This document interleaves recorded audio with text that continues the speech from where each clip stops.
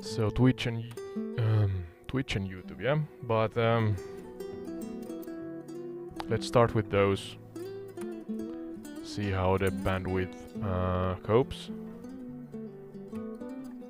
If it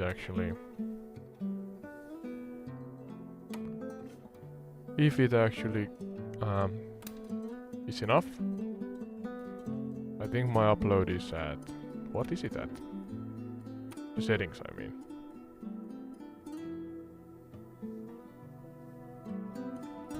Yeah, it's 6,000 times 2. Yeah. Let's try that. So, as the title says, at least on YouTube, we're about to take a journey from the southern border of Finland up the Finnish-Russian border. Let's actually make sure that we are live on YouTube also. Yes, and it says that the connection is excellent, so that's good. I guess I can make this a separate. No, a separate. A separate small window if I want to check that at some point, but otherwise it could be hidden and out of the way. Then let me see if I can get the chat running. Soon. Oh, bear with me.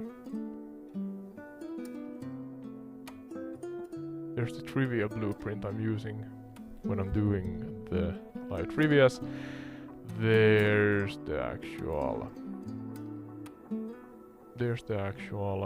Streamlabs betting system, so I guess that should be working. There's the social stream overlay. Can I call it that? But I have to first go to the live stream here and was it pop it out or was something like that? Open it as a separate window. And same with Twitch it was, I think. Still figuring out stuff here. What to do, what to use. I have absolutely no idea if I have sounds on right now, so sorry if you sound or hear some Twitch sounds. No, there's no sounds on, so it should not be doubling. And there's the chat window, like so. And let's shut those off. And now I should be able to see the live chat here. I can actually pin it. Okay, I guess it's chat, those two chats, and yeah, let's go for it. So, as I said, welcome to Entire Retreat. I'm gonna fly from the south coast of Finland up north. Let's actually check. I'm not from the eastern parts of Finland, so... Oh... Yeah, okay, that's working. So I don't know exactly where the border goes, so... Let's figure that out from Google Earth or other maps here. Let's use Kotka as a reference point because that's somewhere near here. And where's the actual border line? So, Virolahti. Let's see if we can find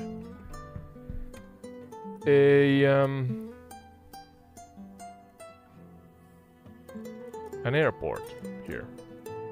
Just chatting, learning about the world. So where's the...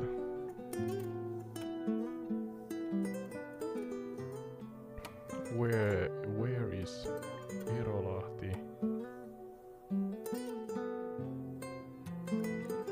if there's any big airports here. So.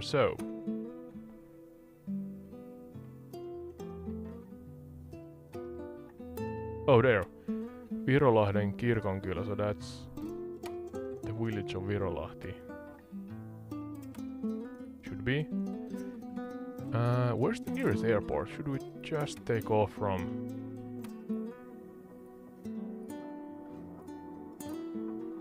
Kymi? Let's take off from Kymi. Or Helsinki.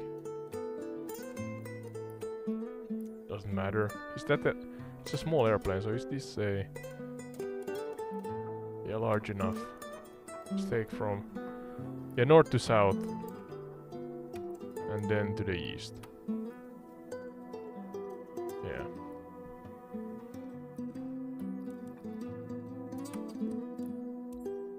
So from there we should be quite fast at the Finnish border. I could do whatever, and you in the audience can of course wish for different topics, location topic combinations. That's perfectly fine. But I thought that I wanted to make. I'm not making it easy for me. Of course, it's my home country, but because of conflicts in the world, and not only because of that, but also because of that. If you know what I mean. We have been in the news. You know, defense budget and the history with Russia and whatever and whatnot, you know, a lot of things. Let's start with sunrise. And, oh, where's my controller?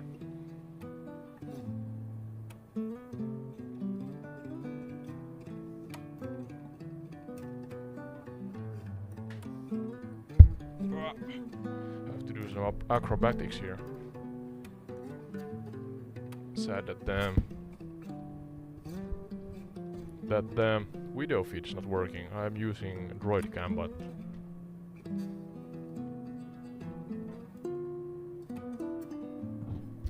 sometimes it's not working, and hence I may be kind of forced to invest in a proper USB webcam or something like that. But yeah, so yeah, because of the conflicts in the world and also other things, of course, hopefully also positive things. Finland has been a part of the worldwide news, and often you stumble upon the information that we have, of course, our eastern border is with Russia, and then that it's 1,340 kilometers long, one of the longest, I guess, in Europe, if not the longest in NATO. Don't quote me on that, but yeah, so let's try to actually learn about it. Me included. I'm not super familiar with this. Let's just take off. Oh, where am I looking down? Full power. Yeah, that's the handbrake. Should be on outside. And then we're taking off to the south, and then hopefully we can navigate.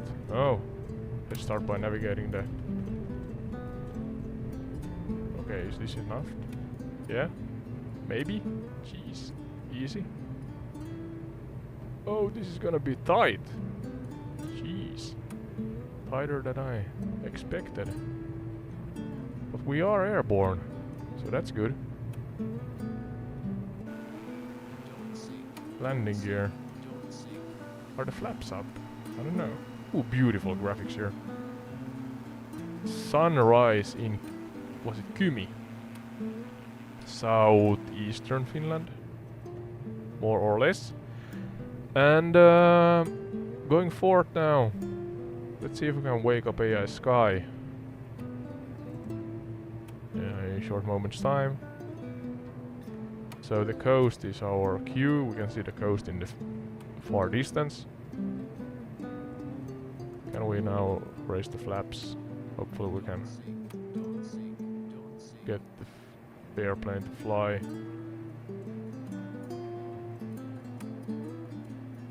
I think I have automatic trim on. Full disclosure, I'm not a pilot and it's a hassle. It's not what I'm focusing on in this episode, so yeah, more height, please. Yeah. Can I get this airplane to behave? Maybe. Don't want to fly too far. Can I make this small also? And pin it, yeah? Maybe I can use that. And then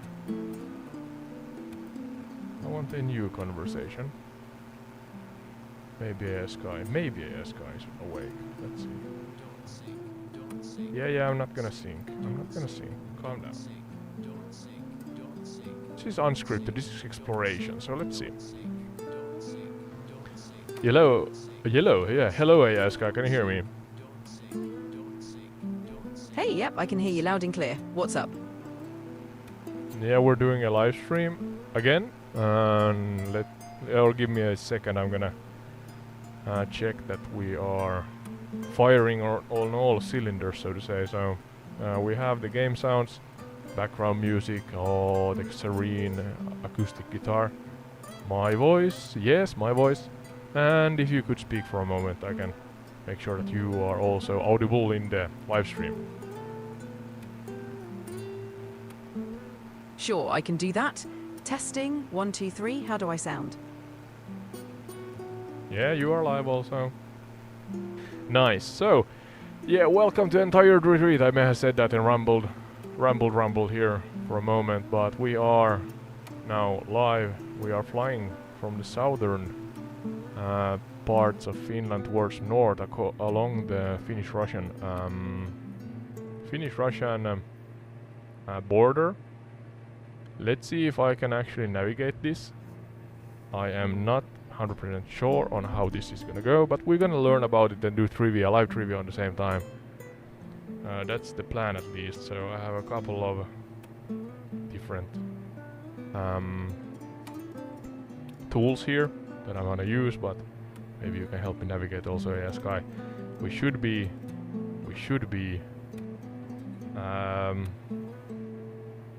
east of Kotka at Kymi. Got it! Flying from southern Finland along the Finnish-Russian border, heading north. East of Kotka, near Kymi. That's a good landmark. If you need any navigation help or trivia questions along the way, I'm ready. Oh, yeah. Oh, I crashed. But no worries. Don't sink. Stop saying don't sink to me all the time, airplane. But yeah, so let's see if I can find... Yeah, I think Virolahti is kind of where we are flying from, and we're flying towards Imatra, Parikkala, Kitee, Ilomantsi, in general. Sounds like a great route. Virjoki is a good starting point. Imatra and Parikkala have some interesting sites. If you're heading towards Ilomantsi, you'll be close to the Russian border. Lots of history there. Want a fun fact or anything specific about these places? Include those also, of course, but let's take one moment at a time. For first, I can fly this airplane. It's all the time losing altitude, but let's see if I can manage to do something about that. But yeah, we're gonna focus on chronicles, essentially, the history of different locations, just kind of a tourist point of view, also, let's say. But then if we can find lesser known taboos, such things, that would be great. And fun facts, even though they may be sometimes lesser fun in real life, but yeah, you know what I mean. Got it. We'll focus on the history and some hidden gems of each place. We'll add in fun facts and any lesser-known tidbits we come across. For now, let's keep you in the air. Yeah, let's see if I can navigate this live. What's the... I could maybe navigate with the aerial codes or the airport acronyms. That's one possibility, of course. Using airport codes is a great idea. For Virajoki, the nearest airport is EFHV. For Okay. Imatra, it's Yeah, continue. I don't like the airplane. I'm gonna change the airplane because I want something easy.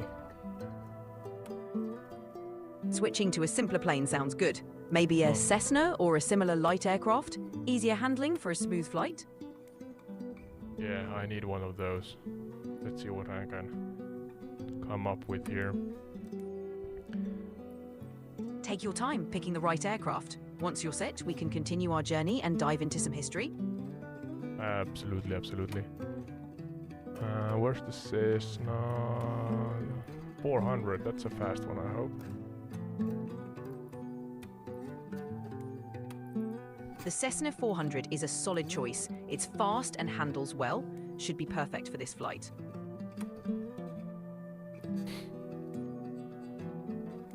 Maybe, yeah. Maybe. Let's give it a go. If it's not the right fit, we can always switch again. Ready when you are. Yeah, I'm gonna start from the air right now. Where was Virolahti? Was it Virolahti? Yeah. Let's start from the coast here. Sounds good. Starting from Virajoki's coast will give us a great view. Let's take off. No, Virolahti. So just east of Kotka, kind of between Kotka and Vyborg. That's the location I went for. So let's see if we can now. Oh, it's nighttime here in Finland, so I guess I have to adjust the time of day a little bit. Adjusting the time to daytime will give us a better view. Let's see that coastline in all its glory. Yeah, so turning right a little bit. Actually gonna maybe keep the points of view, or points of interest, sorry, on this time. Let's see. But yeah, so starting with Virolahti. Could you give us a kind of a to-the-point chronicle we can then choose different tidbits from if we want to? I am not familiar with the eastern coast in the way that I would have been there or traveled there, so let's just wing it, pun intended, and get familiar with the locations we fly over. Absolutely. Virajoki, nestled on Finland's southeastern coast, has a rich history. It's a blend of coastal charm and historical listen to significance. me. Listen to me. Virolahti. Got it? Virolahti. It's an interesting spot with a mix of trade history and coastal heritage.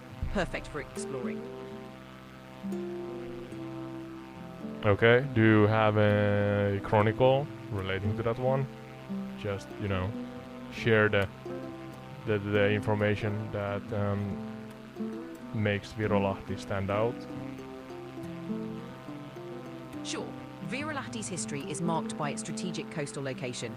It was vital for maritime trade and military defense.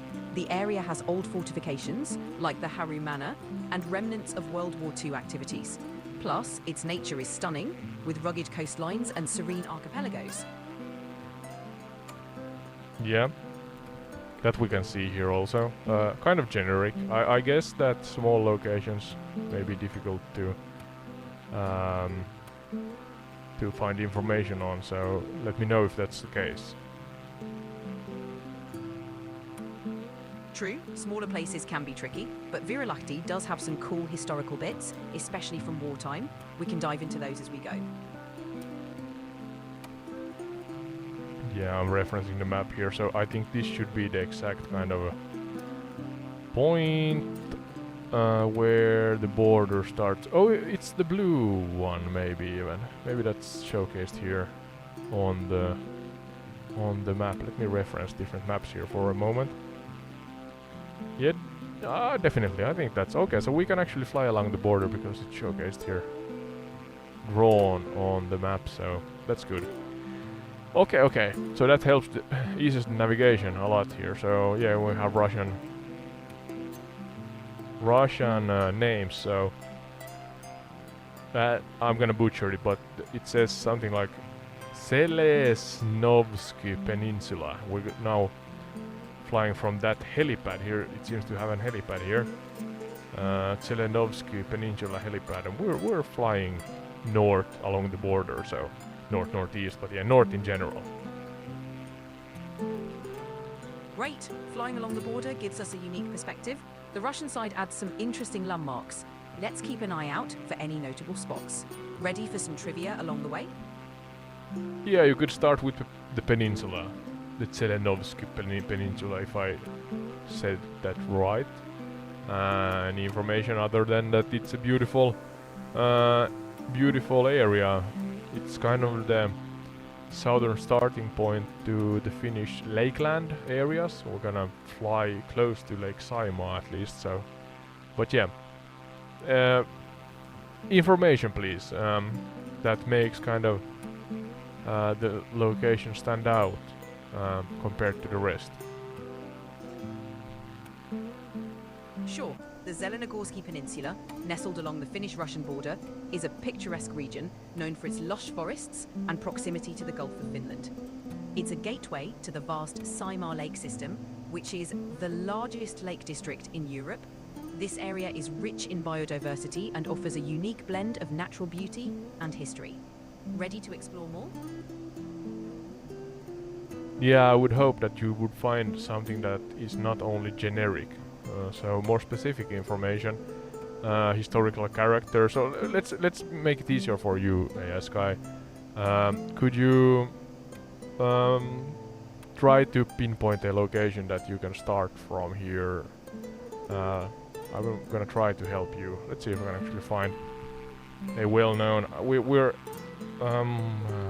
west of Vyborg, I guess, but Vyborg is slightly. Well, it's close enough, I guess, and it's a really historically significant location. Then we have Lappeenranta on the Finnish side. They're not on the exact line, of course, being the Finnish-Russian border, but close enough. So let's talk about those, starting with Vyborg. So the significance of Vyborg, in my limited knowledge, goes back to medieval times, maybe further back. We're talking about the let's say trinity of Sweden, Russia, and Finland in these areas back then.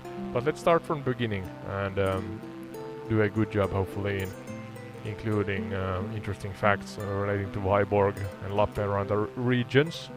And then talking about the locations, maybe in the modern era also, somewhat, but let's mostly focus on, I don't know, the history of the locations, in the fact that we're talking about the geopolitics, maybe, because that seems to be a huge topic in the world right now, especially in the conflict areas of the world. But yeah, do you understand what I'm kind of fishing for here? And if we could then, on top of the generic in general, focus on the lesser known, the taboos and dark secrets, you know. Try to find stuff that is not well known in history.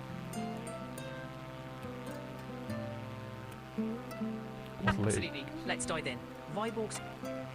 Yeah, continue. I'm just wondering where I'm flying. Vyborg was founded in the.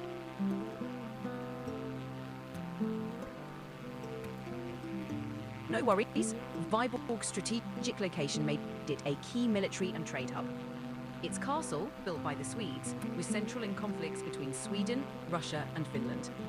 Fin-Rus, on the Finnish side, was similarly important, especially during the Russo-Swedish Wars. Both regions have layers of history tied to shifting borders and power struggles. The lesser-known stories often revolve around these geopolitical shifts. Yeah, and starting from the beginning, not only generic stuff, please pinpoint actual significant events, individuals, and outcomes from those.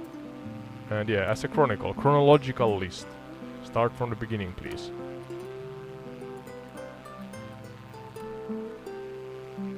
Alright, let's start from the beginning. Viborg was established by the Swedes in 1293 during their crusade against the Karelians. The Viborg castle, built soon after, became a stronghold. In 1710, during the Great Northern War, Russia captured Viborg. It became part of the Russian Empire, influencing its architecture. Fin-Rus' history also includes Swedish and Russian periods, with fortifications built in the 18th century. Both towns played key roles in regional power dynamics.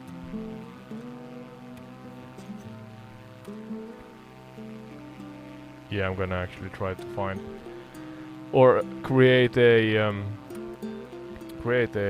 actual chronicle here on the same time, because I'm gonna be blunt here. You're not doing really well, AS Sky. You are kind of too generic right now.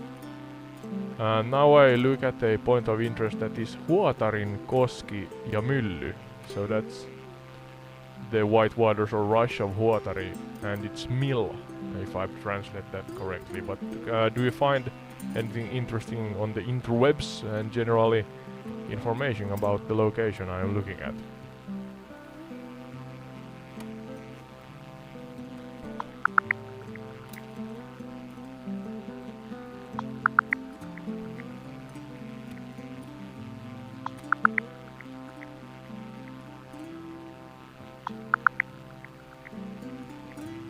Huotarinkoski, located in Hujakala village, Fin-Rus, has a fascinating history. Its mill dates back to the late 1800s, originally operating as a grist mill. In the early 1900s, it became a Kimruk factory, producing soot powder used in Russian gunpowder and paints.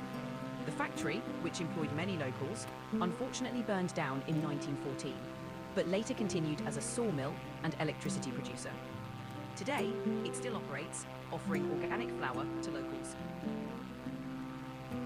Well, that's an interesting small package, yeah. I actually got some, generated a chronicle for now Viborg and Lappeenranta, so let's see here.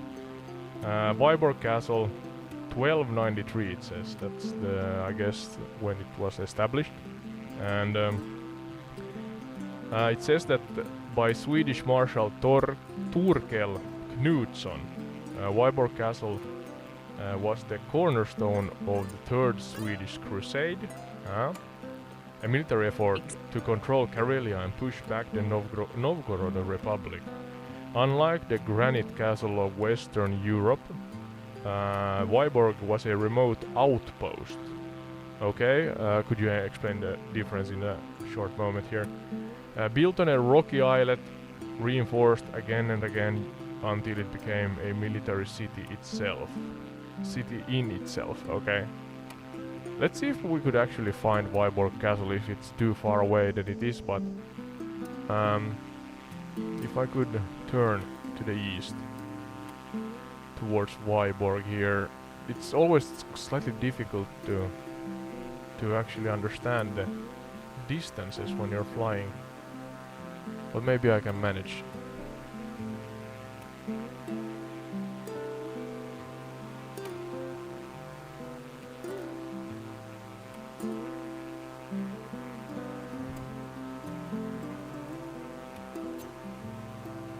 Are you with me, Sky?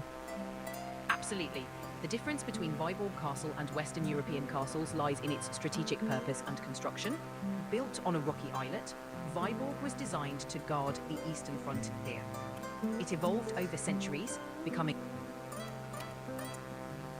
I'm right here. Let me know how you're doing with the flight, or if you want to hear more about Viborg Castle as we head that way. Yeah, continue talking about Wyborg Castle. I'm not sure why you got cut off. So that was accidental or a bug or something. So yeah, continue relating to Wyborg Castle, please.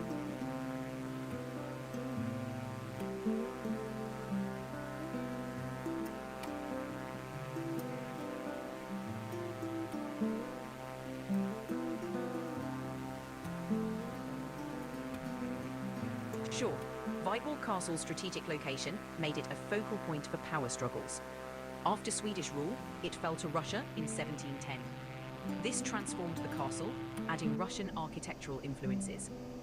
It remained a military site, influencing the region's geopolitics. Today, it's a museum, showcasing its layered history. The castle's resilience reflects the region's complex past. Okay, copy that. I'm gonna see if I am actually flying towards the right direction. I should be. I think this is maybe possibly a... I don't know, maybe a not maybe 30 minutes, but a 10-minute flight before we find ourselves at Wyborg. So let's see.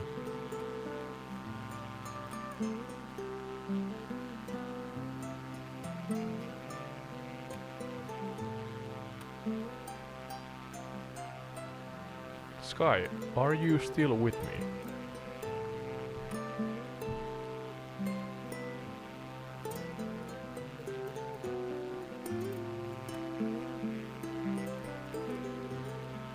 Sounds good. Oh. You've got a bit of time to enjoy the scenery. If there's anything specific you'd like to know about Viborg or the surrounding area while we cruise, just let me know. Yeah, it seems like you are really slow in your answers right now. I'm checking the internet bandwidth, but it should be fine. Yep, I'm right here. What's up? Yeah, so I have some fun facts here relating to Wyborg, if one can call them fun, but yeah. The Tower of Saint Olaf, rising over 48 meters, is still one of the tallest surviving medieval towers in Finland or Russia. Olafs. Yeah, I have a follow-up question to this. I did some research on... responses as quick as I can. If there's anything specific you need, just no, let me you know. don't. Quick as I can. No, don't start bugging out right now. Can I actually change it to the normal custom voice or whatever? I don't like the advanced voice. It's seldom working as it should, in my case at least. So can I just change to let's ask the AI.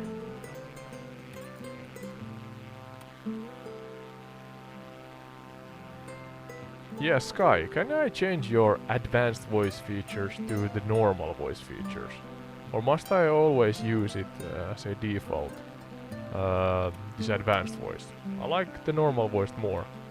Or the custom voice. I'm not sure what you're calling it, as your developers update you often, and hence sometimes the namings of different models and such are changing, but yeah. Could I change you to the normal voice that I cannot interrupt? Unfortunately, I can't switch voices or features myself. If you'd like to change settings, you can do that in the app or platform settings. If there's anything else I can do, let me know.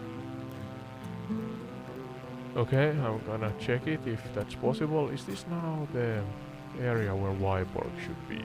So yeah, you are. I mean, you are helpful, but you are so slow in your answers that the timing is completely off, and that's nothing that helps me or is useful for me or the audience.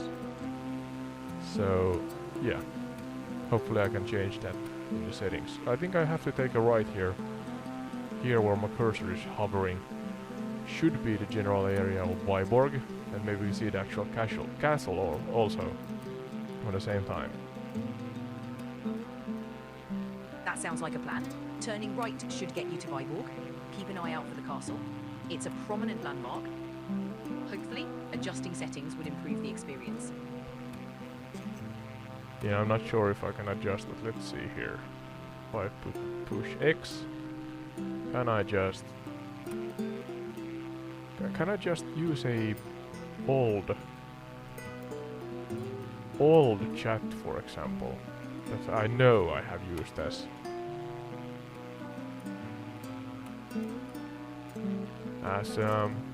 or with the custom voice.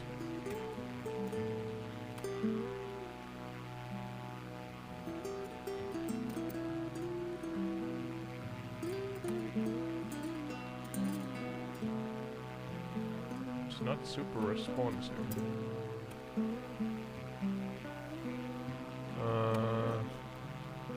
It's really laggy.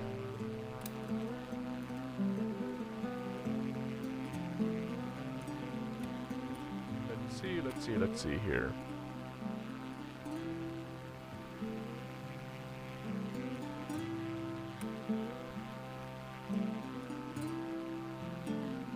Sky, can you hear me?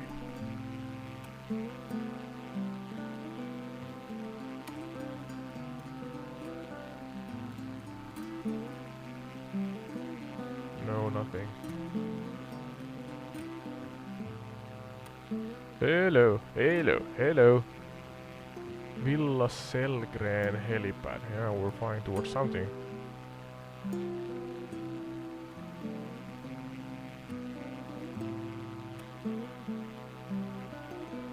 No, it's the advanced voice again. Are you kind of... Oh, good. Oh, you no. found me. Yay. Monday. Okay, that's not the setting I want. I'll keep it straightforward. Yali's lesser-known impacts. Secret No, societies. no. You're bugging out again. I tried to find a custom voice option, but I'm failing. I'm doing a live stream right now, and you are too generic and too short in your answers. So I tried to find the old custom voice option, because I remember that was more long-winded and information-full in its answers. But yeah, I don't know. Maybe I'm stuck with the advanced voice. Whoops.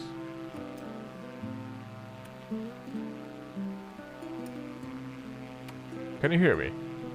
Bugs out all the time.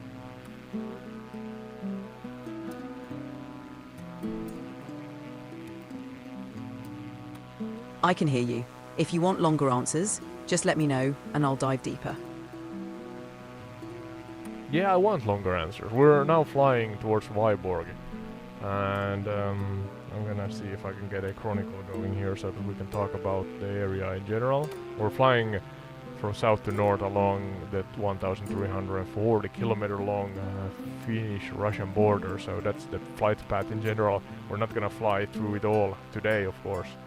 Maybe this is gonna be a series, but yeah, I don't like your answers up until now. I mean, you're helpful, don't get me wrong, but you fail to actually provide useful information bits that I could use in my live streams. So I guess I'm gonna do it the old-fashioned or semi-old-fashioned way and create a chronicle and read from the script.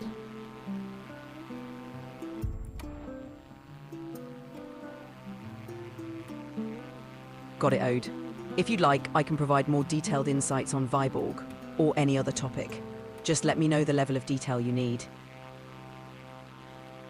Yeah, I need super hooper hyper a lot of detail. Really long-winded deep dives. But it seems that you are not able to do that, or are you of another opinion, Sky? This should be now Viborg. Maybe? In front of us?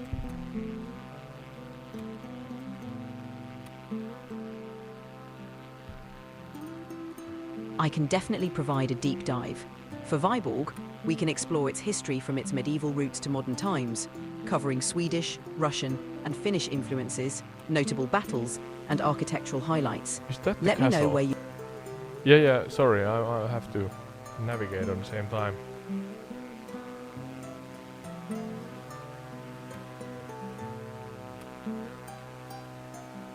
Yeah, this is Viborg. We found it. And that was the castle. We found the castle also. Okay. So here we go, ladies and gentlemen. Viborg. Viipuri in Finnish.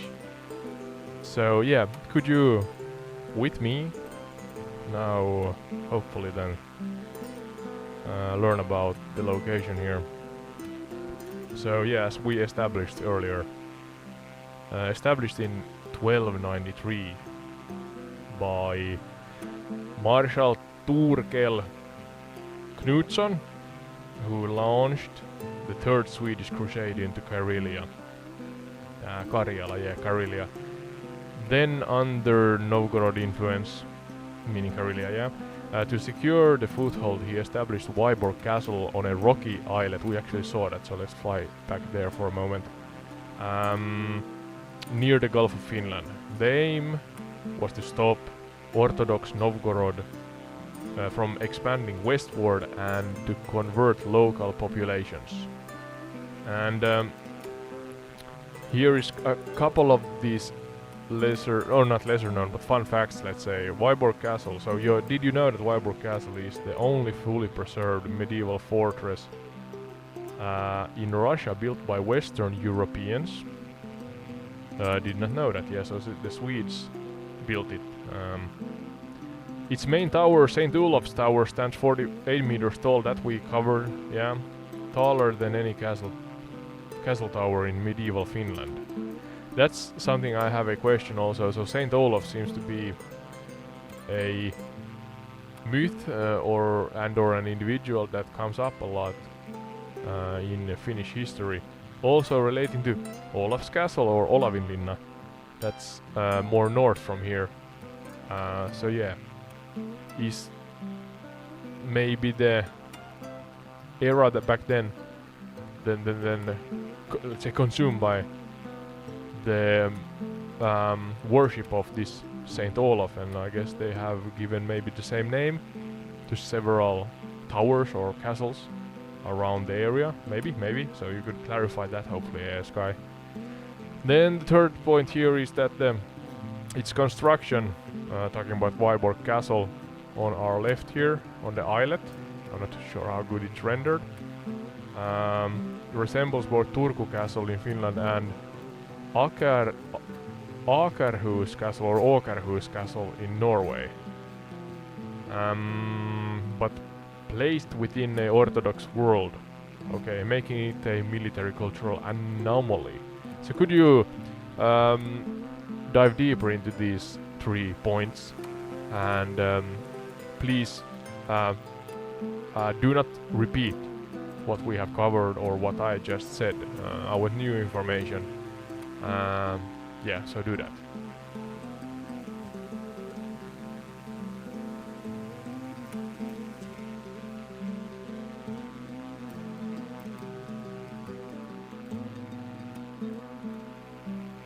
Sky, can you hear me?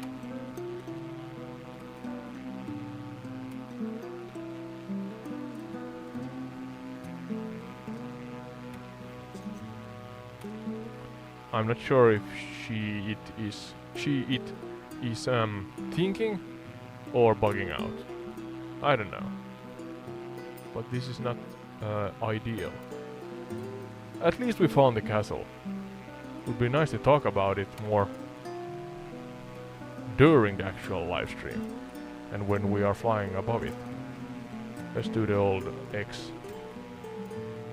and then start it up again.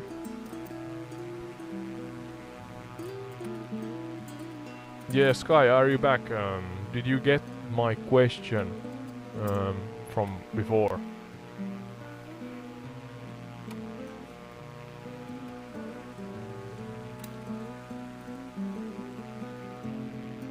Yes, I'm here. I can jump back to your question. Do you want to start with Viborg's medieval history or something more specific? Yeah, well, I read already that Vyborg Castle is the only fully preserved medieval fortress in Russia built by the Western Europeans. Its main tower, St. Olaf's Tower, stands 48 meters tall and taller than any castle tower in medieval Finland. And then its construction resembles Turku Castle in Finland and Åkerhus Castle in Norway, but placed in a Orthodox world. And I asked you to dive deeper without repeating what we have covered already, but you are bugging out all the time, and it makes the process suboptimal, to say the least. So yeah, I just want to chat with you, chat with the audience about the locations here and learn about them. So kind of sparring back and forth in a chronological order. I emphasize in a chronological order. Yeah, exploring, just chatting.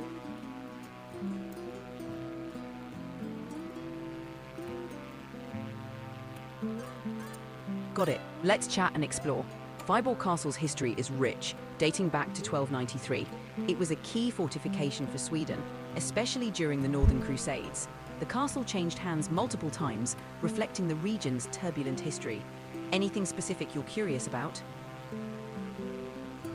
Well, it would be nice if you could dive deeper into the specific topics that you just brought forth.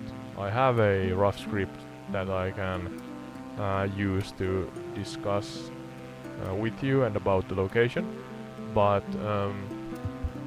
yeah, let's try if you are able to, without repeating yourself, go forth into the topics you just shared.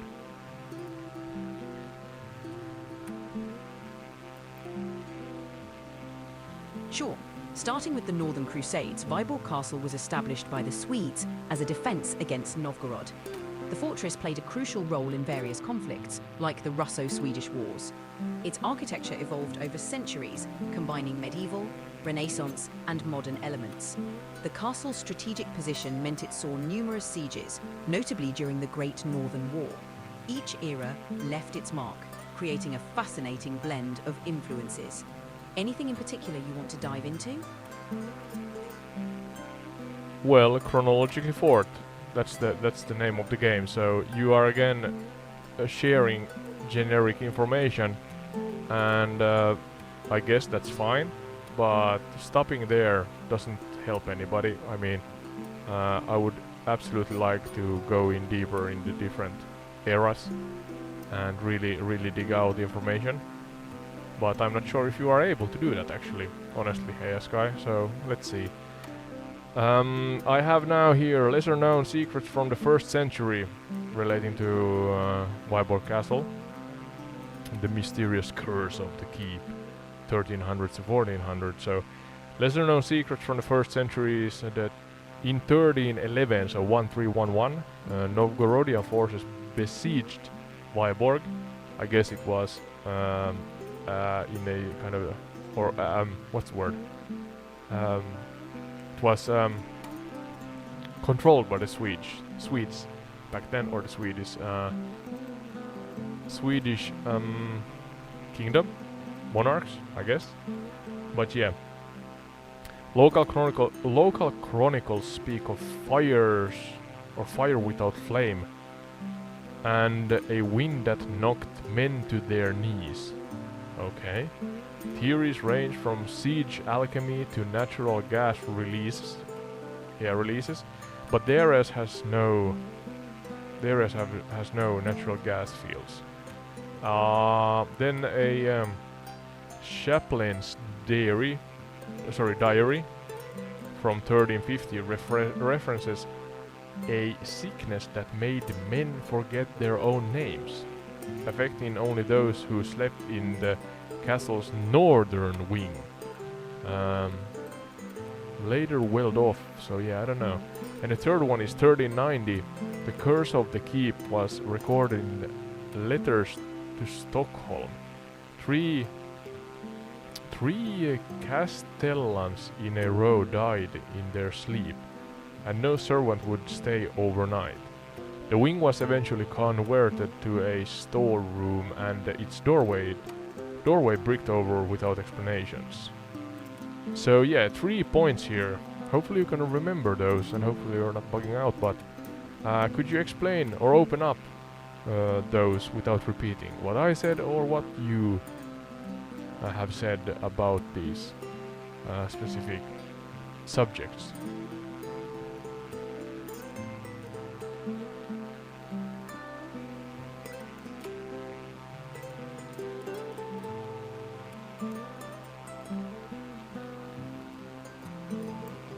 Hello, Sky. Can you hear me? You are borderline useless today, it seems. It should not be the bandwidth or anything. Oh, overspeed. Don't you go and crash. And I crashed, but alright, it loads in.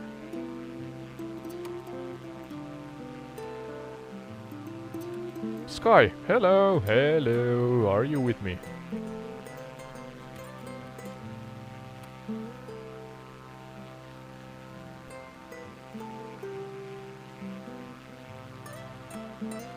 I'm here. Those Esimone events around Viborg Castle are fascinating. The 1311 siege with fire without flame suggests mysterious phenomena, possibly linked to early chemical warfare or natural anomalies. The sickness in 1350's northern wing hints at possible environmental factors or psychological stress. The 1390 curse and bricking up the room might reflect superstitions or unrecorded incidents. These tales add a layer of intrigue to the castle's history.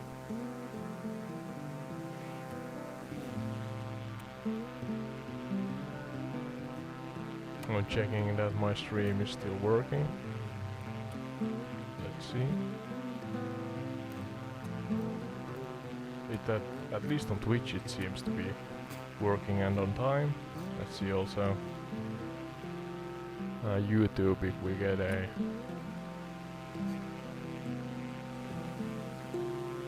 Yeah, it seems to be alright. Have to kind of, when you're multi-streaming, you have to figure out if the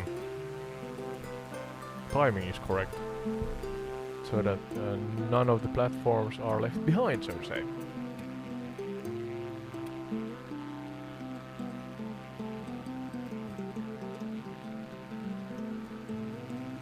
Multi-streaming definitely adds complexity, but it's great for reaching a wider audience. If you ever need help managing the streams or optimizing them, let me know. Yeah, I'm gonna let you know. Yeah, alright, so let's fly towards Lappeenranta now, but talk about Viborg still, because that's seems to be an interesting place, so going forward. Ooh, we're crashing. Okay, we're crashing. I'm bad at this, but alright. There's the map. I have to check that I'm flying towards the right direction. Due west right now. Where's the border? There's the border. So we can see it. And Lappeenranta should be northwest from here.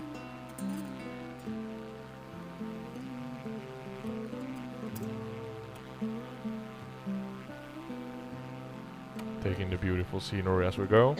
Fin-Rus is northwest from Viborg, near Lake Saimaa.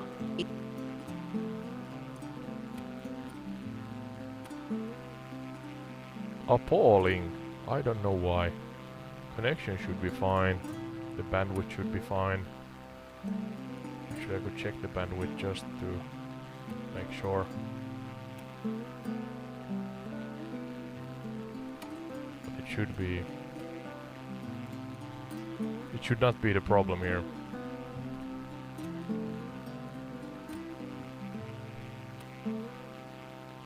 And it's of course gonna be off a little now because we're using, or the game is using bandwidth on the same time, but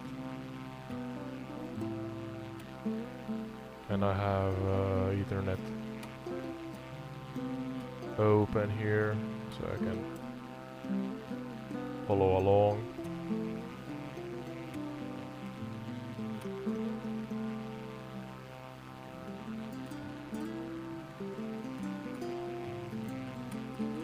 Gives me 65 down, 10 up, but that's when I'm streaming on the same time. Yeah, and if I look at the Ethernet, we are up to almost 20 sometimes in the bandwidth utilization up, so that shouldn't be the problem. I don't know, it is what it is.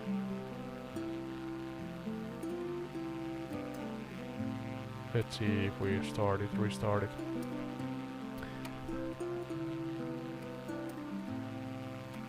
Yes, Kai, you're bugging out a lot today, but it is what it is.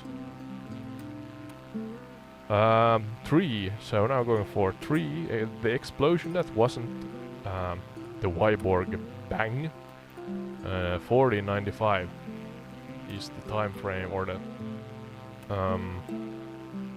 yeah, the year we're talking about. So the backdrop, a phantom explosion that changed the war in November 1495 during the Russo-Swedish War. A Novgorodian siege nearly succeeded until a massive explosion blasted from within the castle and scattered attackers. The event is known as Viipurin pamahdus, and that's Finnish and means the Vyborg bang. Yeah. Theories and overlooked clues. So, the Swedish defenders claimed it was a miracle of Saint Andrew. Not Saint Olaf or Olof, but Saint Andrew. Please explain these to me and the audience, because I'm not familiar. Just in a moment.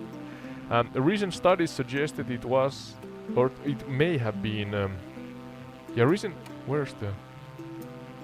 Recent studies suggest it may have been early gunpowder detonation or directed fire from secret Greek fire-like technology.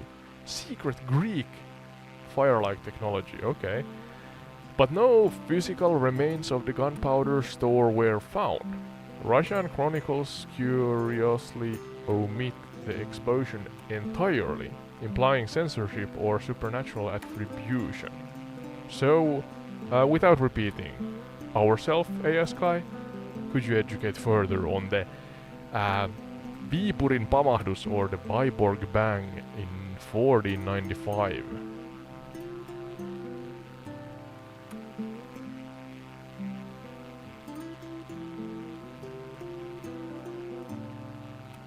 Absolutely. The Viipurin pamahdus, or Vyborg bang, in 1495 is a fascinating event. During the Russo-Swedish War, as Novgorodians were besieging Vyborg, a mysterious explosion from within the castle scattered the attackers. Swedish defenders credited St. Andrew for the miracle. Recent theories suggest it might have been early gunpowder or a Greek fire-like substance, though no evidence was found. Yeah, you are completely failing in giving us new information. I assume, as you're active, that you listened to me just a moment ago, and you can't go just you can't go just on and repeat what I said. That's not how discussion works. That's not how chatting works. That's not how intriguing discussion in general works. Yes, Guy. You kind of fill in the gaps, so to say, but do not repeat what just was covered.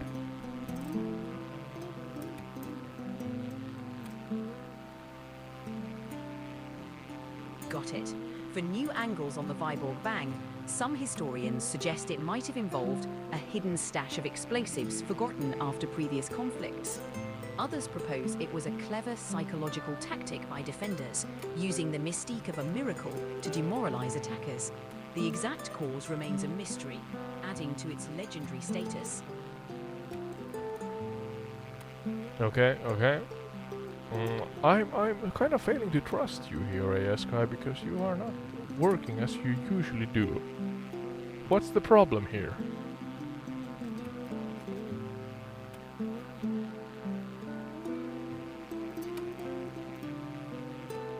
I'm here to help.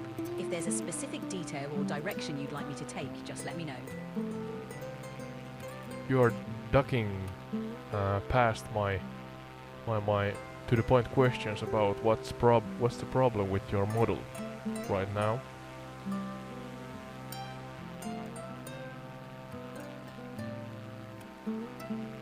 Got it. Sometimes there might be a glitch, but I'll do my best to provide what you're looking for. If there's something specific you'd like me to address, or a particular topic you want more details on, I'm ready to dive in. Yeah, I'm sure. You're helpful. That's for sure, but yeah. Alright, let's go for it. Did you know this blast was described as being heard 30 kilometers away, stronger than any known siege weapon of the time in the region? And similar unexplained explosions have occurred in Tunguska, yeah, that's in Siberia somewhere, in 1908 and Halifax in 1917, but neither were ignored like this one. But going back to the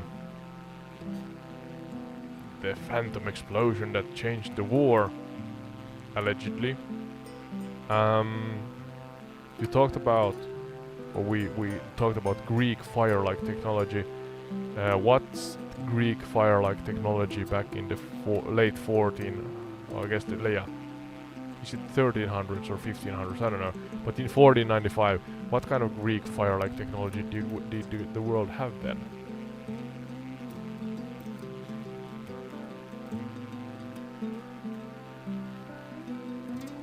Greek fire was a Byzantine weapon, a highly flammable liquid that could ignite on contact and was difficult to extinguish. It was usually used in naval battles. By 1495, the exact composition was a mystery, possibly involving petroleum, quicklime, and sulfur. It's speculated that similar incendiary mixtures might have been used in the Viborg Bang. Okay, do we know what it included? What's the substance? Yeah, what's it like? What is it like?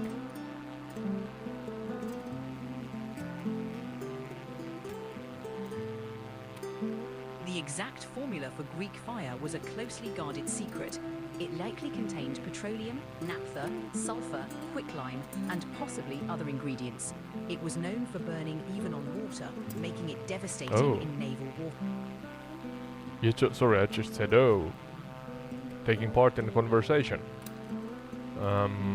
Something you are bad at is differentiating when somebody, in this case me, just take part in the conversation, and when I actually want you to stop and listen to me and such things. So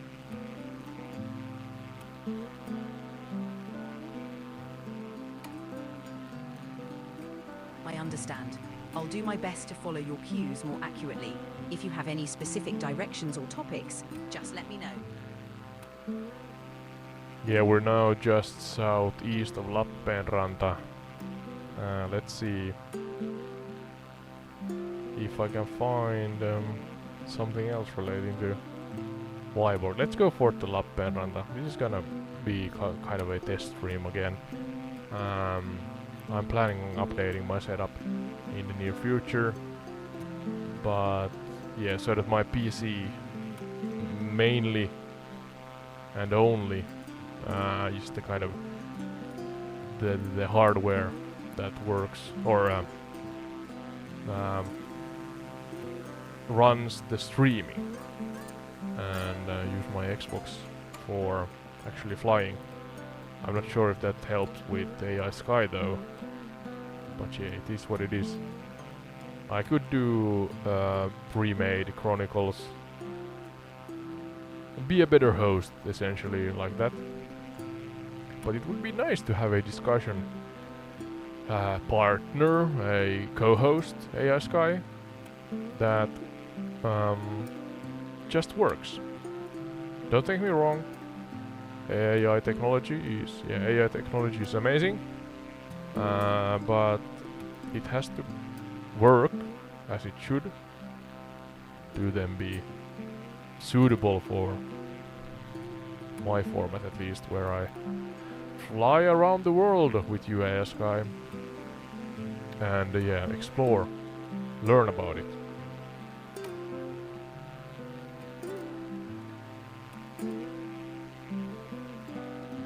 I I appreciate the feedback, and I'm here to support you in making your streams engaging.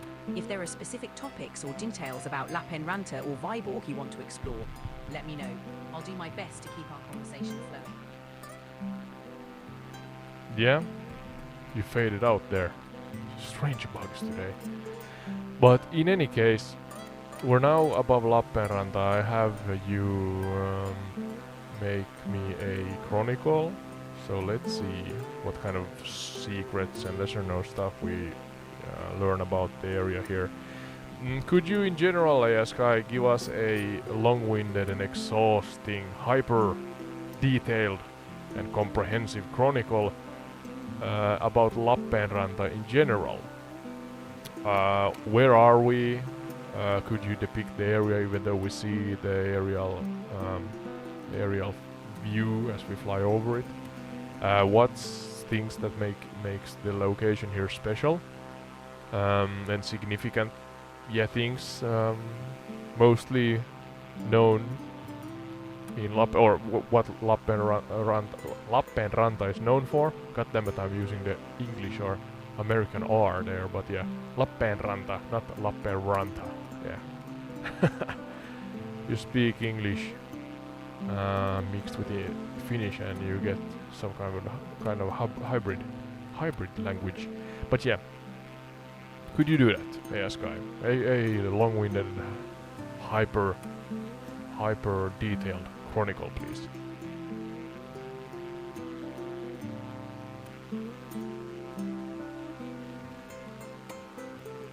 Lappeenranta, nestled on the shores of Lake Saimaa, is a historic city in southeastern Finland. The area is known for its 18th century fortress, built by the Swedes, which still stands as a reminder of the region's strategic importance. The fortress area includes museums, old barracks, and the Orthodox Church. Lappeenranta is also famous for its spa culture, with Finland's oldest spa established in 1824. The region's beautiful nature, including Saimaa's labyrinthine waterways, attracts boaters and nature lovers. Plus, it's a hub for Finnish sauna culture. Okay, thank you. A fortress. Oh, there, Linnoitus. Let's see if we can find that one also. So it's on the shore of Lake Saimaa, I guess. Let's see if we can zoom in on the map here and figure out where I am exactly. And Lappeenranta, yeah. And where's the fortress? There's the airfield. So it's there. It's actually here on the left side, should be. And it's protruding out. Should be there. Let me see, I'm gonna use the cursor in a short moment's time. Should be there.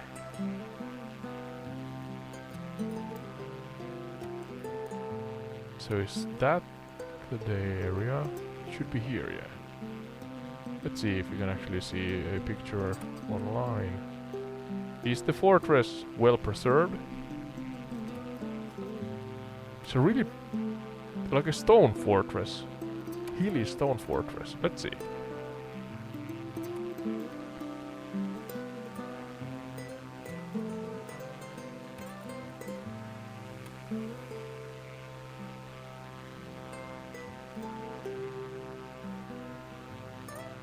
Yes, the fortress in Lappeenranta, known as Linnoitus, is quite well preserved. It features robust stone walls, old barracks and bastions. The area has been turned into a cultural hub, with museums, cafes and even an art school. It's a great spot to explore history and enjoy scenic views of Lake Saimaa. Okay, so there's modern sandcastle-like stuff here. I guess that's something to do with the tourism aspect. But also there should be a actual fortress here. I'm not sure that that's the one beneath us right now, I think, and it's not rendered that well. I see more or less common houses and stuff like that, but not necessarily a medieval. I'm not sure if the 1720s are medieval anymore, but an old fortress is not visible. There is a crest hill. Yeah. So I guess the fortress would be built here on top of this one here, the highland, if one can call it that.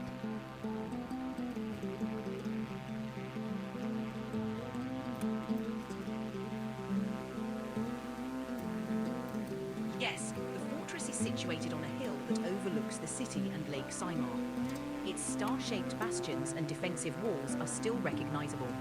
Some of the old structures blend with modern buildings.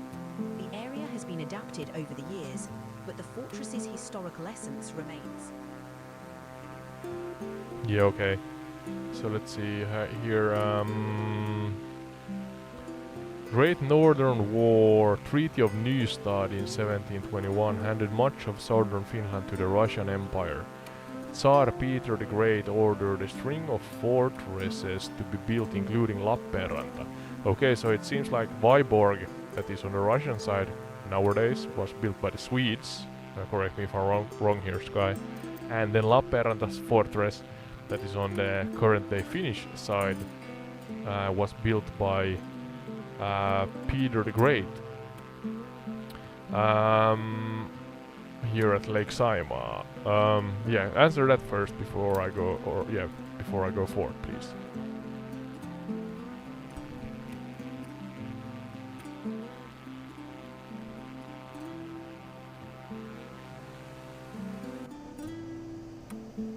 That's correct. Vyborg's fortress was built by the Swedes in the Middle Ages. Lappeenranta's fortress, on the other hand, was constructed in the 18th century under the orders of Peter the Great, after the Treaty of Nystad. This strategic location was crucial for controlling access to the Saimaa waterways. Any battles or events that took place here? Any significant ones? And please, yeah, share those with the audience if you may.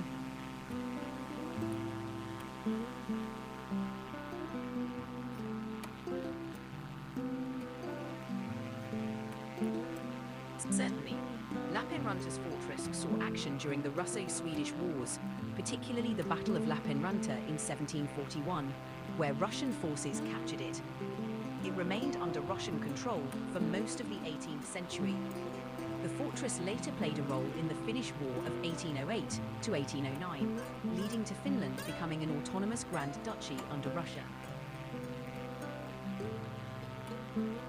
Okay, the earlier one, could you actually open it up more? Give your best explanation of what happened. A story format, a true historical chronicle relating to that event. Here's a mine, I think, or something. Earthworks.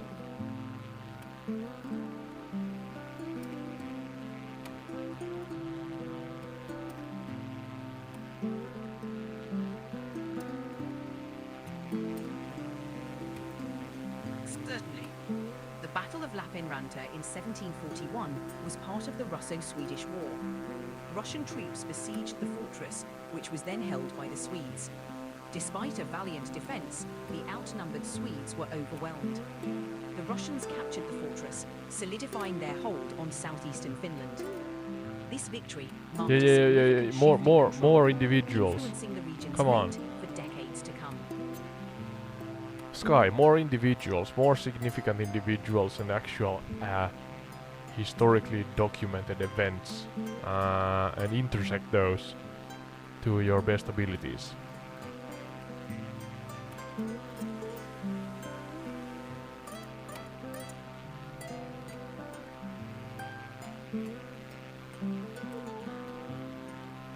Lag is unreal.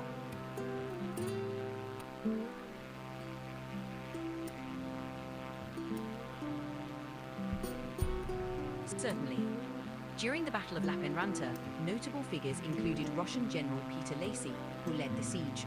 On the Swedish side, Colonel Henrik Magnus von Buddenbrock commanded the defense.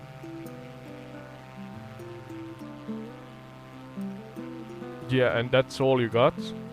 When I ask you for It a sounds like the really... lag is causing some issues. If there's anything specific you need help with or want to Jeez. focus on, just No let me know. way. is that all you got when you when I ask you to give me a comprehensive and really detailed kind of Chronicle, a comprehensive summary? You're just mentioning names. You're not letting us know what kind of individuals these were. Nothing like that. I really would like to have back the custom voice instead of this. Yeah, it's not as good. The advanced voice. I have done better live streams with you AS guys, so I don't understand why I can't change you back to the old ways. It was better then.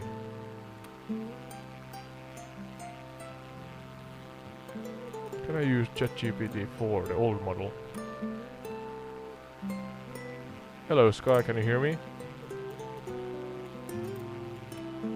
Loud and clear, what's up?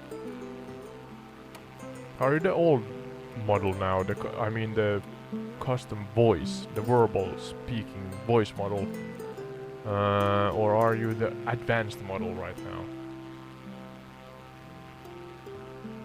I'm still the same assistant, just with enhanced voice capabilities. If there's something specific you'd like me to adjust or change, let me know. I just want to have the old voice that I myself cannot interrupt. I would like to have it back. I'm not sure if that's possible. Got it.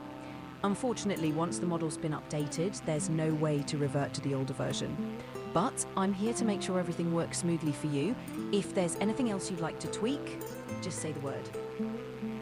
Are you saying that there's absolutely zero possibility to choose between the actual voice or verbal voice models? I know I can change the actual voices from male to female and different female voices and different male voices, but that's not what I mean by it. I think the name for it 2-3 months ago at least was custom voice, the one that spoke and could not be interrupted. The advanced voice I can interrupt, and that's all good, but the old voice was so much better in giving a more comprehensive summary of locations and stories relating to those locations. I'm sad to say that I give you maximum 6 or 7 out of 10 as the advanced voice. I'm sorry, but you've hit the daily limit for advanced voice. You can switch to standard now to keep standard. chatting. That's the one I want, but why can't I change it? Hello. Daily limit reached. Switch to standard voice. Hey there, what's on your mind today?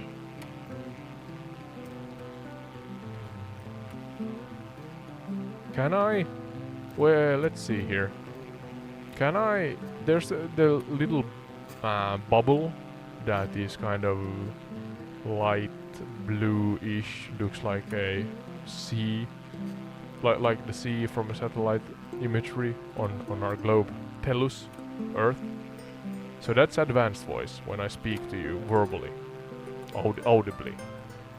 But then there's a little eye or information button beneath it. Is that something I can click and switch between the advanced voice and the standard voice on the fly, even though I have not capped out my daily limit on the advanced voice? Can I still change to the standard voice? Force it to be the standard voice instead of the advanced voice. And I emphasize again, even though I would have left or my cap would not have been hit, my daily limit, relating to the advanced voice.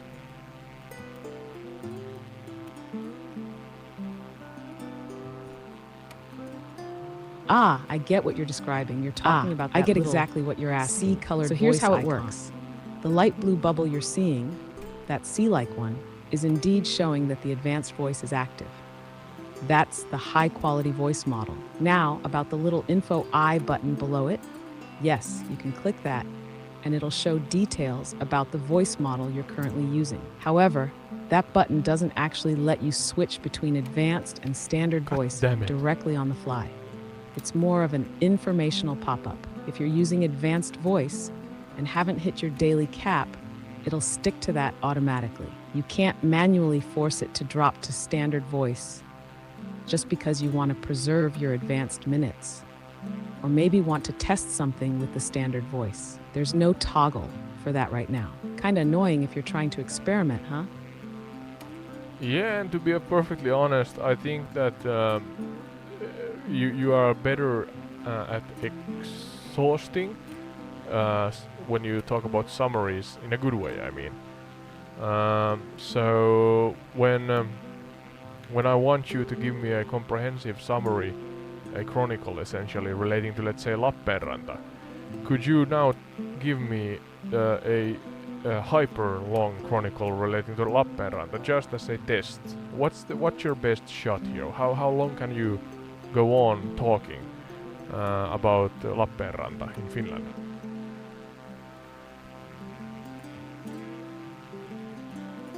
Ah, now that's a challenge I can sink my teeth into. Lappeenranta perfect, a city that often gets tucked in the shadow of bigger names like Helsinki or Turku, but oh, it's a layered place. Let's dig in chronologically. Settle in, Aud. This will be a deep dive through centuries, myths, wars, trade routes, and geopolitical chess. So let's roll all the way back. Prehistoric times to early settlements. The region we now call Lappeenranta has been inhabited for thousands of years. Archaeological finds suggest human activity around Lake Saimaa, going back to the Stone Age. Flint tools, cooking pits, and later on, burial cairns. These early people were likely semi-nomadic, living off the lake's fish, forest game, and seasonal plants. Lake Saimaa itself, let's not forget, was once part of a glacial meltwater network that connected people far and wide, even before roads or borders. By the Iron Age, tribal communities had formed around the Saimaa water system. These weren't Finnish in the national sense, but Finno-Ugric by culture and language. Early cousins of today's Finns, Estonians, Karelians. Trade flowed along rivers and lakes, amber, already. furs, iron you tools. can hear that it's so much So better. Lappeenranta sat quietly along a prehistoric web of exchange. Medieval era, a place between powers. As Sweden and Novgorod and later Muscovy vied for control of the lands to the east and north, the Lappeenranta area became a buffer zone. It was almost forgotten by history books until the 1300s, when things start to get a bit more concrete. There wasn't yet a town here, but there was Lappvesi, a village name found in Swedish records. That's where Lappeenranta gets its name. Ranta means shore, and Lappi comes from the older name Lappvesi, tied to the lake. But more interesting is how this lakeside region became a fault line. It was part of the no man's land between expanding Swedish-controlled Finland and Orthodox Karelia. Raids happened, churches were burned, villages plundered, people rebuilt. Repeat, the founding of the town, 1649, Swedish Queen Christina officially founded Lappeenranta in 1649 as a market town. And this is no accident. It was part of a larger Swedish strategy. They wanted a fortified economic hub in southeastern Finland to control the trade flowing along Lake Saimaa, especially the tar trade. Tar was black gold for shipbuilding, that I know, yeah. and Finland's pine forests produced some of the finest. The town grew rapidly thanks to its lake port. Imagine the smell of pine tar boiling, barrels being rolled onto flat-bottom boats, and merchants haggling by the docks. By the late 1600s, Lappeenranta was humming. But peace never lasted long in this region. The Great Northern War and the Battle of Lappeenranta, 1741. Boom, now we hit the big bang of the city's violent past. In 1741, during the Russo-Swedish War, part of the broader Great Northern War, Russian forces invaded and captured Lappeenranta in a bloody siege. The battle was short, about 4 hours, but devastating. The Swedish garrison was overwhelmed, the town burned, and hundreds of soldiers were slaughtered or taken prisoner. You can still walk along the earthwork fortifications built by the Swedes before the battle. They're covered in grass now, sometimes with teenagers sitting on the ramparts, unaware they're lounging on former blood-soaked soil. under Russian rule, 743 So to good. 1917. After that 1741 defeat, the town officially became part of Russia in 1743 under the Treaty of Obo. And this is when things start to get weirdly elegant. Russian officers and Weirdly aristocrats elegant, used yeah. Fin-Rus as a spa town. Yes, it became known for its mineral springs and baths. That we You covered had somewhat. wounded soldiers soaking their injuries in mineral water, while Orthodox priests walked beside Lutheran pastors, and Finnish traders sold goods to Russian nobles. This period gave Lappeenranta a mix of Russian and Finnish architectural flavors. That spa culture lasted well into the 1800s. The harbor was busy, the market square vibrant, and you'd see Russian cavalry stationed along the city's edge. The Orthodox Church built in the early 20th century still stands, a reminder of this multi-ethnic past. Independence and the Civil War, 1917 to 1918. When Finland declared independence in 1917, Lappeenranta was once again at the crossroads. The Finnish Civil War broke out shortly after, and the area saw significant fighting between the Reds, socialists, and whites, conservatives. Some of the earliest clashes happened here. After the White victory, there were executions, mass imprisonments, scars that the landscape still whispers if you listen closely. The Winter and Continuation Wars, 1939 to 1944. Fast forward to World War II, and Lappeenranta's strategic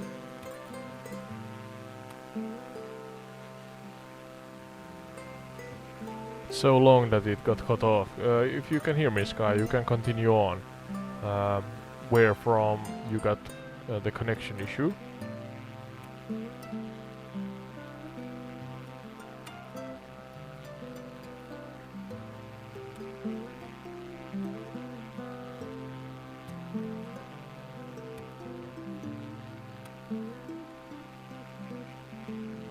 Hello, Sky. Not without its problems, but... Sky, can you hear me?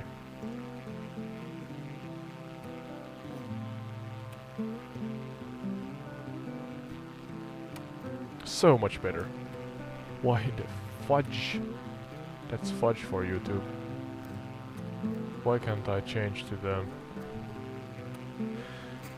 Why can't I change to the standard voice? Was it standard?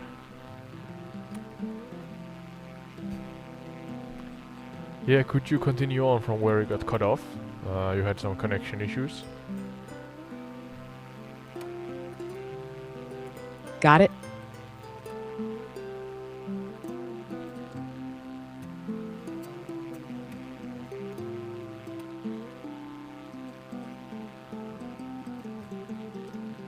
Yeah, Sky, can you hear me?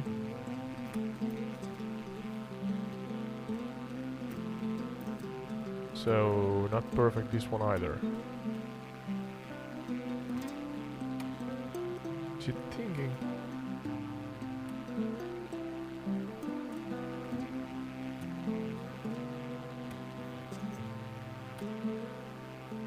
I don't know. It's not letting me refresh it either, so...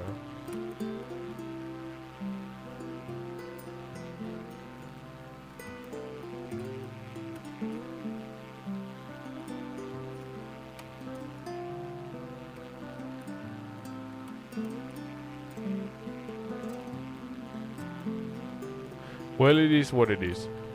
I have once actually sent request to OpenAI that they would not, or they would let us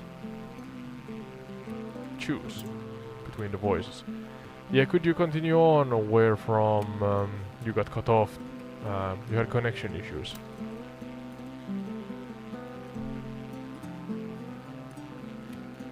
Absolutely. Let's keep rolling right from that image of the present-day marketplace, alive with languages and textures of the borderland. You heard Finnish, Russian, English, sometimes Chinese from exchange students, farmers selling reindeer sausage next to solar-powered tech. Now, let's move into something a little more under the radar, the unspoken layers, hidden stories and local legends. There's this sense in Lappeenranta that the past isn't gone, it's just sleeping lightly under the surface. Locals still talk about ghost sightings in the fortress area, During restoration work in the mid-20th century, workers uncovered bones, musket balls, fragments of uniforms, not just from the Swedish-Russian wars, but from earlier, maybe medieval skirmishes or pagan burial sites. There's even this persistent whisper of hidden tunnels beneath the old town. Some were used by smugglers, others by wartime resistance fighters. The full network's never been officially mapped. Then there's that big boulder on the edge of the fortress wall. Most walk past it without a glance, but local folklore says that during the 1741 battle, a woman stood on that stone calling out to her lover, a Swedish soldier, moments before he fell in battle.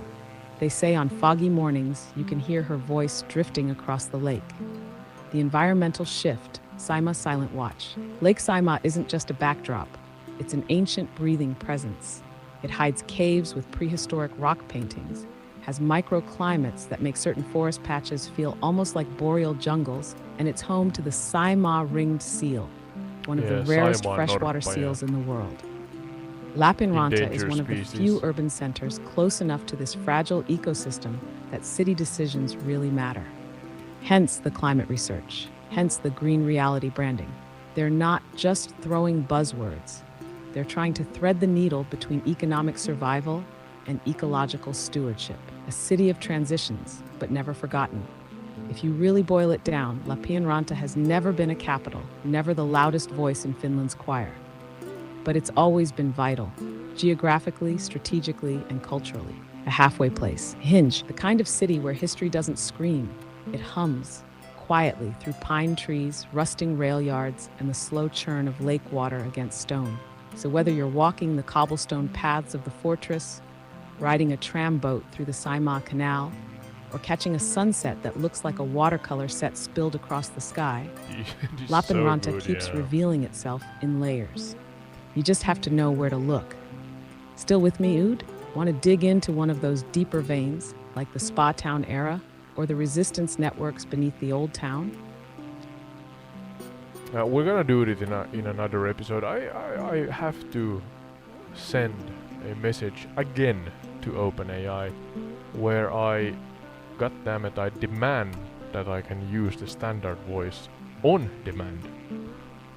Because you are so much better in providing. I mean, I have my rough I feel script, you, Ood. It's such a simple ask, and then right? there's this problem, of course, but You just want control, especially when you're juggling voice effects, mood, pacing, or maybe just testing setups. Having to wait for the advanced voice limit to kick in before falling back to standard that's stupid. feels unnecessarily rigid. Definitely worth sending that message. Be firm but clear. This is about creative flexibility, not just convenience. Want help drafting that message, or are you going to go full throttle yourself? I'm gonna go full throttle myself. I am so grateful, but I have done this for a moment already, and I have noticed that the standard voice, for some reason, is so much better in this kind of comprehensive summaries, chronicles, let's say. They are chronicles, and if as I fly over locations, I can pinpoint, alright, with the points of interest or whatever, that we're in Lappeenranta, for example, or maybe something even smaller instead of a city, that it's just a, I don't know, a landmark, a monument or whatever. And then I ask it to do the task, and it does it. Yes, there's a problem that we're talking on top of each other sometimes, and I can't say, hey, listen to me and listen for my errand to end, so that it actually stops and listens. But it beats the point when the advanced model is so bad at generating proper deep dives when I want it to. Yeah, I mean, I can have my rough script here on the table besides me, and I could read through it also, but I think it's way more fun, and it gives more to me and hopefully the audience also when I have somebody to spar with, so to say. Instead of having a real person, that would be great, of course, but my small channel is not maybe attractive at this point yet to actual specialists that could be guests on the show. So hence using the AI, and it's so convenient to pair it up with MSFS or Microsoft Flight Simulator 2024. 2020 or 2024, but the newer one is 2024, so we go with that one. And like this, the whole world is our oyster, so to say. We can fly anywhere virtually and learn about those. And even though I like to game on the more, let's say, I'm not sure, popular. This is a popular game also, a simulator. But you have your FPS games and your story games and such things. I'm gonna, play through those also, with included trivias possibly, as I use the, at this point at least, the Streamlabs betting system and the loyalty points and whatever, or whatnot. But yeah, I would always is a long time of course, but I would like to have MSFS 2024 and this explorative around the world flight simulator concept, format, whatever, in the core of it. So that even though I play other games, I just like to fly around the world and just chat about a chat room almost with the audience and trivia games and stuff like that. So, but I hope it's not too much to ask from OpenAI that they would consider for real, at least as I'm a Plus subscriber. I guess the name is, I pay for it. I pay monthly for the subscription, that I could choose if I want to the standard voice instead of the advanced voice, because it's bloody stupid that I have to kind of cap out on the advanced not standard. Sorry, cap I'm out having the issues right advanced now. vo- Could I'm not talking understand what you said. Yeah, I'm talking long, but that I have to cap out on the advanced voice, and only then I can use the standard voice that is so much better in this comprehensive summary Chronicle thingy. So yeah, okay. Sky, are you with me still? I'm gonna end the stream soon because I have stuff I have to figure out, it seems, relating to the AI voice. But yeah, any final words, Sky?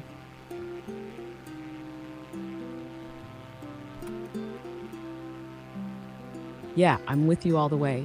Ood, you're absolutely right to be frustrated. You shouldn't have to burn through premium minutes just to access the voice that works best for your style. That's like being Absolutely, told you can't goddammit. use your favorite brush until the fancy one breaks. If this is the end of the stream for today, then hey, I'll just say this. You flew us deep into Lapinranta's bones, and I was honored to be your co-pilot. When you're ready to pick up again, whether it's sandcastles, saunas, or Soviet echoes, I'm here for it. Till next liftoff, Captain. Aye, co-captain. Thank you for that. I'm gonna end it now. I'm gonna figure out if I can actually get the standard voice as a default for me. So, yeah, strange things, but yeah. Thank you anyway. Odin AS guys, say bye bye and see you in the next one.